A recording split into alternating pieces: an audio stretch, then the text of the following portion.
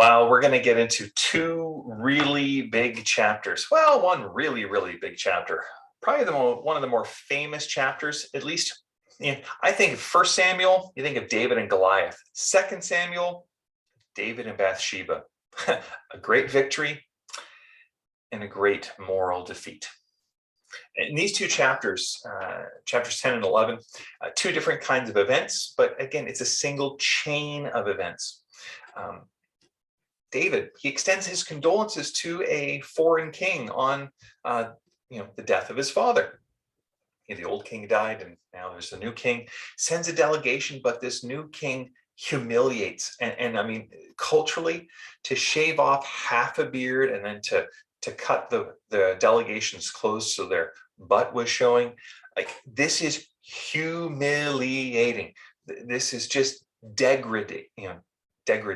That's not even, you know what I'm trying to say. I'm not going to try to say it again. Oh boy. Anyways, so David hears this, but the nation that did this, the king and his advisor go, I think we've crossed the line. I think we've, the translation that I was reading from today and preparing, we're a stench in David's nostrils. Yeah. And it leads to war. But this nation goes, well, we need help. So we're going to go get another nation. We're going to combine our forces. And David leads the army and wins the battle. And in that battle, it basically kind of makes Israel the unquestioned dominant military force in the region. Now, the nation that came to help, it wasn't defeated. It wasn't conquered.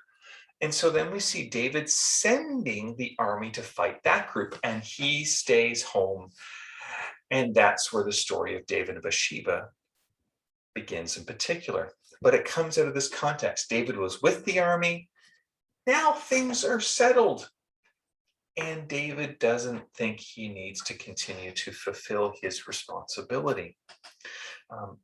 Most, if not all, of the troubles of David's later life stem from chapter 11 here, and his decision to take Bathsheba. Again, David stayed home, not the role of the king. The king was to lead the army, 1 Samuel chapter 8, verse 20. So David already, he's not in the right place.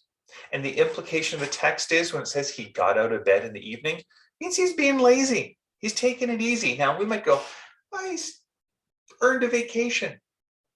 The king don't get no vacation when the army's on route. Anyways, David, he's at his palace and he's on the roof, which is not a weird place for him to be. Again, it's the architecture, it's the culture, it's cooler up there. He's up, but he's up high in his palace on the roof, elevated, and he sees the only woman in the Old Testament described as very beautiful, Bathsheba.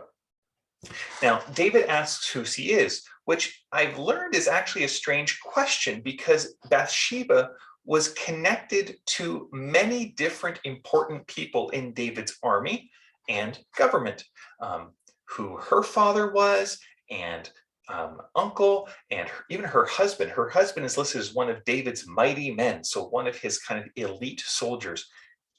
David kind of knew who she was, and the way the servant answers the question is what, again, I'm going by Hebrew scholars, so I'm going by what they're saying, is that David's servant is kind of like, you know who she is. The key words in the Hebrew text that don't always come across well in the English for us. David saw Bathsheba and took her. They're the same verbs that get used in Genesis 3 of Eve seeing the fruit and taking it. And when those verbs are connected in a story, it is always about someone who's essentially, rather than going and settling, or not settling, then remaining and resting and abiding in what they've received from God, they're looking to take on their own terms and do things their own way and reject what God has given them. And that's what we see David doing here. He takes Bathsheba, which is code for uses his royal authority and privilege and power and abuses it and takes her sexually. She becomes pregnant. Now, we call this adultery and often gets called adultery. And the more and more I'm kind of getting, how willing was she and how much was this just a legitimized rape? Anyways, Bathsheba becomes pregnant, and it prompts David to try to cover things up. He sends for Bathsheba's husband. He shows himself more faithful to his oaths and to those that he serves with in the army. They don't get to go home to their wives. David, the whole reference to wash your feet is actually kind of a sexual euphemism. And so David's kind of like, hey, Uriah, I want to, you can have a chance to go home and be with your wife. And that's why he responds the way he does. And Uriah also takes a little shot at David. It's like, we're all intense, the army and God. Notice that. So I'm not going to my house right now, kind of like you're in your house, David. He knows where David is supposed to be, with the army. David then, second night, gets him drunk, and this line came through one of the commentaries, loved it. Even a drunk Uriah was more righteous here than a sober David. Here's words for thought. David then conspires to murder Uriah. His plan is successful. Bathsheba is then taken again, this time by David, into his household, because after the period of mourning, he needs to marry her quickly to make it seem possible, perhaps, that the pregnancy that she told him about was his and was from their being married. It was always his in wedlock. And for a while, it looks like David's going to get away with this, but we'll get to the rest of the story tomorrow. Thought exercise.